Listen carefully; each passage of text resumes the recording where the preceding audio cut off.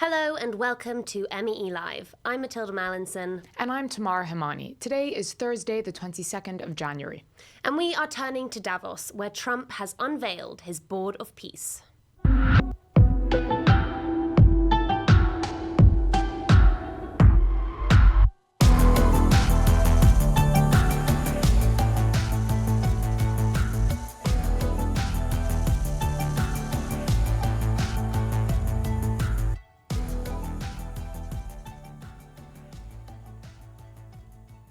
It's that time of year when investors, business leaders, and heads of state from all over the world congregate in the Swiss mountains to improve the state of the world. Though protesters don't always agree, that is the grand stated goal of the World Economic Forum, or WEF, hosted annually in Davos and now on its penultimate day of 2026. But rarely has the state of the world seemed so much in the balance, nor has the forum attracted quite so many headlines. And at the center of it all, you guessed it, none other than US President Donald Trump. While Trump is keeping many on the edge of their seat, it was Mark Carney's speech that got them on their feet. The Canadian Prime Minister earned a standing ovation with his blunt assessment of the state of the world. We are taking the sign out of the window. We know the old order is not coming back. We shouldn't mourn it. Nostalgia is not a strategy. But we believe that from the fracture, we can build something bigger, better, stronger, more just. Now, Carney didn't mention Trump by name, but few are in doubt as to who he meant. The World Economic Forum is widely seen as a symbol of the global rules-based order, which proclaims to defend liberal democracy, free trade, and territorial sovereignty around the world. If anyone is rupturing that order, it's President Trump. And all we're asking for is to get Greenland, including right title and ownership, because you need the ownership to defend it. As Trump openly disregards the rules-based international order, Carney says it was a pleasant fiction all along. So is this really the end of an old world order, or simply an admission of the true world order? Later on in the show, we'll be bringing on Stephen Walt, leading thinker of the Realist School of International Relations, to answer these questions, so stay tuned. But first, Trump opened the day with a ceremony to unveil his so-called Board of Peace. Initially founded to oversee the rebuilding of Gaza, the board Trump spoke of today aspires to something a little more ambitious. Its 11-page charter, which does not mention Gaza and concentrates executive command in the personal hands of Donald Trump, looks to manage global crises that have fallen under the remit of the United Nations since its founding after World War II. We'll break that down now with the help of Palestinian analyst Mohammed Shahada, fellow at the European Council on Foreign Relations. Welcome, Mohammed. Let's talk about Trump's Board of Peace. He chose to unveil it at the World Economic Forum. It's largely made up of corporate chiefs, property developers, and there's a $1 billion entry fee. What are we to make of all this? Well, there are multiple layers to unpack about Trump's Board of Peace. The first one is declaring Gaza Trump's own personal property to do with as he sees fit. The second one is Trump having absolute control over every decision, financial or otherwise, when it comes to this Board of Peace, even if there's a majority of members or member states that want to implement things differently. And the third thing is that basically the Board of Peace is there to dismantle the multilateral system as we know it. So you wouldn't have UN institutions, you wouldn't have member states holding a majority vote that isolates the US or Israel. Instead, you have unaccountable businessmen, mercenaries, contractors, private groups, billionaires, despotic regimes, dictators, etc. And that is the collection that Trump is planning to bring there with the enormous power of corporate wealth as well as AI tools that we already saw being implemented in Gaza. The fourth thing is basically there is a financial aspect. Trump wants to make himself and his friends a lot of money on the back of Gaza. And the most dangerous element is Gaza is basically merely the testing ground, the canary in the coal mine.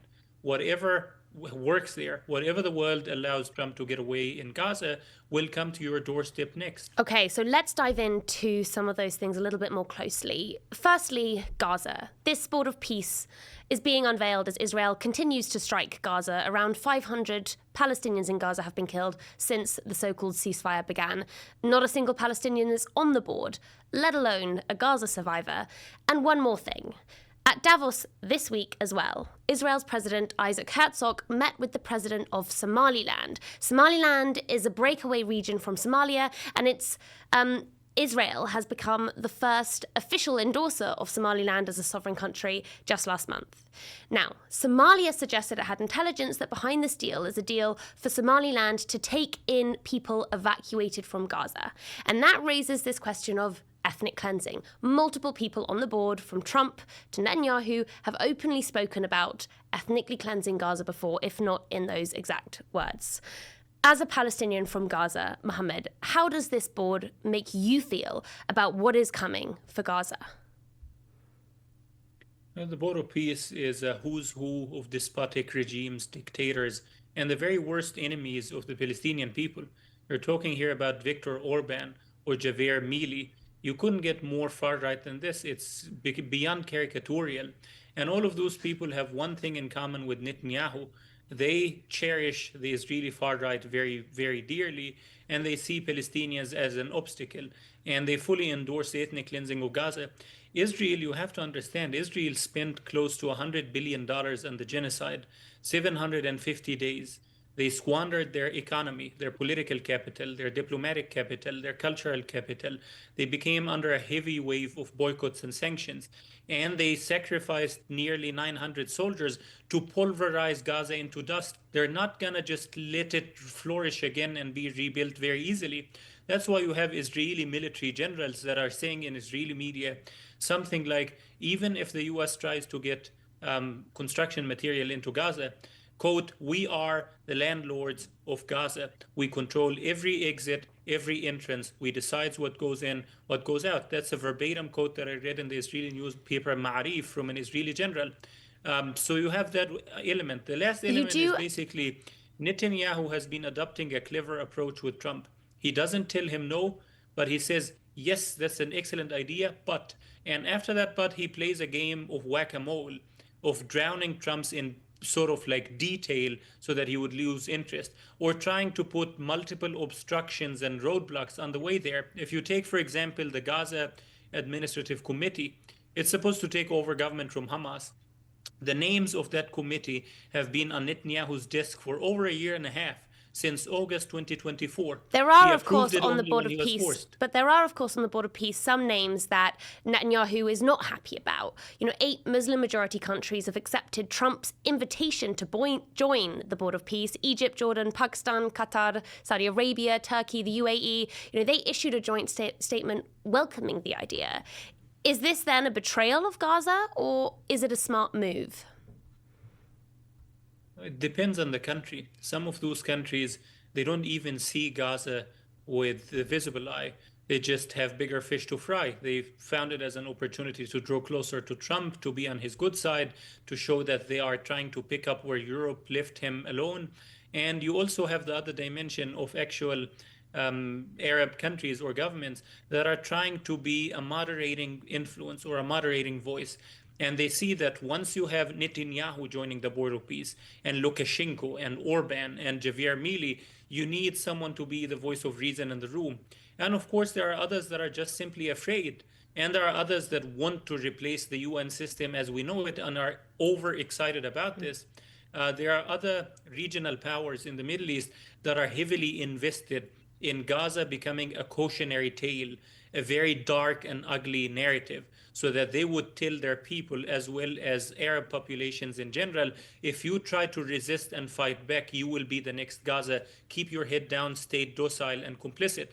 And some of those regional powers are heavily invested in making sure that Gaza becomes a dystopian scenario of chaos. And what for the countries? Arab officials. Apologies for cutting you off, but for the countries that then don't want to join this Board of Peace, what alternatives are there? We've seen Europe playing pretty cold on it. French President Macron's refusal to join the board nearly started a new tariff war. Even the UK Prime Minister Keir Starmer, who struggles to criticise the US president at all, which gets him relentlessly mocked by the British press, even he is holding off here. But for countries that want to resist Trump's board of peace, what can they do to support a just peace in Gaza? What alternatives are there? Well, with European countries, they understand very well that there are two things here. Number one, the Board of Peace is a Trump family-owned business. If you join it, you are relegated as a backbencher. You just pay up, you're an ATM machine, and Trump takes all the decisions. And when he leaves the presidency in the US, he continues to be the head of the board. And when he's close to death, he gets to appoint his own successor, which could be Jared or Ivanka or any of his lackeys. Number two, they understand if they allow the Board of Peace in Gaza, in its current form, with its current charter, Trump would come next to the Board of Peace of Greenland, the Board of Peace of the Bisque, the Board of Peace of the cantons around Europe, and it wouldn't stop anywhere in any time soon. Like, Trump still has 3 years in office. You can have a Board of Peace in Iran, a Board of Peace in Panama, all around the world. And he says it very clearly that Gaza is just the starting point. He's planning to go far and beyond this. And the last thing is that European governments, at least on paper, they have legal advisors. They believe in the multilateral system, with the caveat of course, watering down that system when it comes to their own allies, Israel most prominently.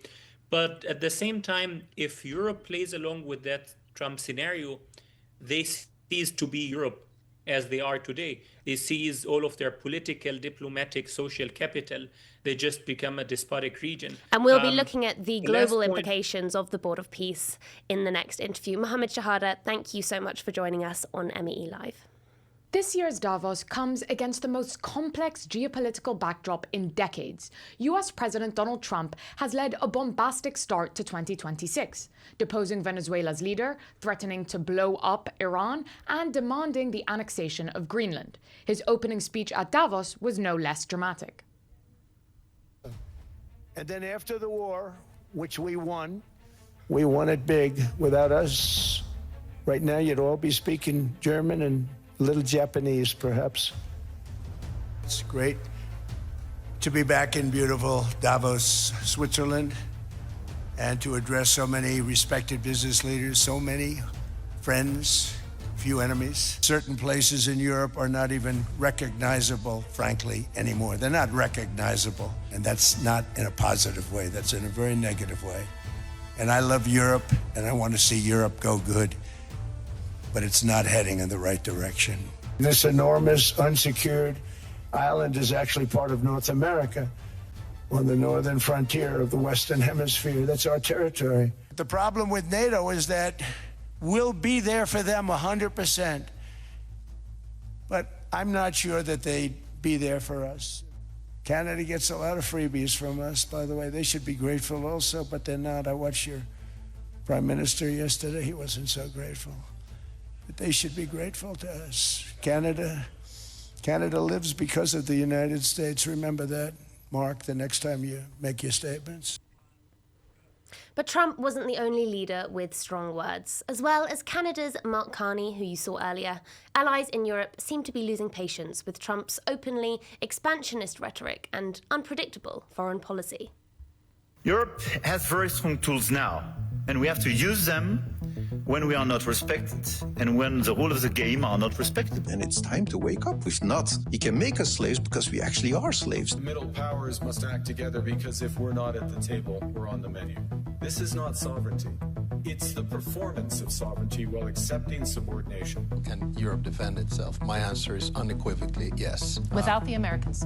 Without the Americans. Nostalgia will not bring back the old order. Europe must speed up its push for independence. The face of America has turned to the Pacific. Their backside is turned to the Atlantic. And that will not change after Trump. And we have to seek new alliances.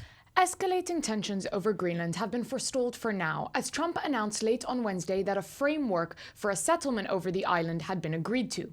But that does not necessarily mean an end to the president's global ambitions. Whether it's the Board of Peace stretching far beyond Gaza or America seizing shares in Venezuela's oil, few states seem safe from the US president's foreign interests. So, Is Carney right? Has Trump's foreign policy been chaotic enough to bring an end to the US-led post-war system? And are countries starting to search for alternatives? Here to help us answer those questions is American political scientist and author Stephen Walt. Stephen, it's a pleasure to have you on MEE Live. Thanks for speaking to us today. My pleasure. So I'm sure you heard Canadian Prime Minister Mark Carney's words from the other day. Greater autonomy from the US is something that Europe and other allies have been discussing for years. Have Trump's plans for Greenland kind of marked a turning point for how they see their largest ally? I think they have, and I think it's the culmination of a process that's really been underway for quite some time.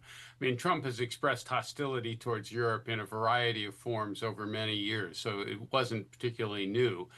The idea of taking Greenland away from Denmark has been a new initiative and, of course, a violation of international law. Also totally unnecessary given the existing security treaties that govern Greenland and provide the United States with access if it's ever necessary. European leaders did try to accommodate Trump in a variety of ways, in some ways quite demeaning ways, appeasing him in various ways, flattering him in the hope that this would accommodate him and get him to back off. That's clearly failed now, and I think we see in Carney's speech and the reactions of some other European leaders a sense that Trump likes to bully people, and the only way you stop him is by standing up to him. You've written at length, obviously, about how smaller countries often struggle to band together and take collective action to balance against a larger threat. But you argue that with Greenland, we are seeing that now, finally. I wonder then, do you see that as because it's something so outlandish, so Trumpian in character? Or do you see this as kind of, you know what, it was inevitable that the US would begin to demand more and more of its allies, and it was inevitable that as it did so, they would begin to push back? It was not inevitable. This was a choice that the United States under Trump made. It's certainly not the way the United States has dealt with its allies in the past. Under Trump, the United States is acting like a predator, a predatory hegemon, using its position of power and using its influence to try and take advantage of everyone. Now, all major powers do that towards their adversaries, towards their enemies. But what Trump has done is using that same approach towards everyone, including longtime American allies. And I think what has finally sunk in Canada and other parts of the world is that he's essentially unappeasable. There are no deal that you sign with him is sacrosanct. He's willing to tear it up 6 months later. You see that in, for example, the tariff policy, and that therefore there's no point in trying to be nice to him because it doesn't get you anywhere. He just decides that you're weak and will come back and ask for more later. It's really quite a shocking development and quite contrary to the previous 100+ years of American diplomacy.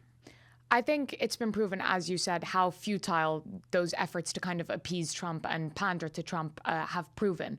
But also having all these middle countries trying to band together is something quite ambitious. You know about the collective action difficulties with that.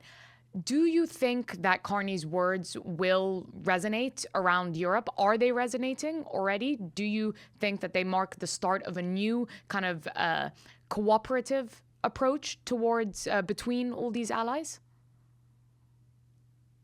I think it does. The collective action problem is a serious one. It's hard to get 15 or 20 or 25 countries all to be together. And there are some dissident voices within the European Union, for example, Hungary, that you wouldn't expect to be on board there.